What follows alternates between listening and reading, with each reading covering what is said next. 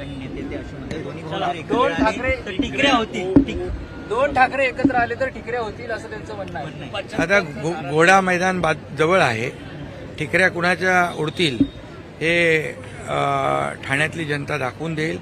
कारण खरं म्हणजे जे स्वतःच्या विचारांवर भूमिकेवर स्टँड राहत नाहीत अशा लोकांचा बँड जनता वाजवत असते आणि ठाणेकर नक्की वाजवतील. कारण त्यांनी आनंद दिघे साहेबांचा अपमान केला आहे, आनंद दिघे साहेबांना कमी लेखलं आहे, आनंद दिघे साहेबांचा फोटो काढलेला आहे. त्यामुळे ठाणेकर जनता त्यांना धडा शिकवतील. कारण बाळासाहेब आमच्या हृदयात आहेत, आनंद दिघे साहेब आमच्या रक्तात आहेत. त्यामुळे ठाणेकर जनता सुज्ञ आहे, त्यांना धडा शिकवल्याशिवाय राहणार नाहीत. आणि काही लोक वर्षभर घरात असतात आणि निवडणुका आल्या की लोकांच्या दारात जातात.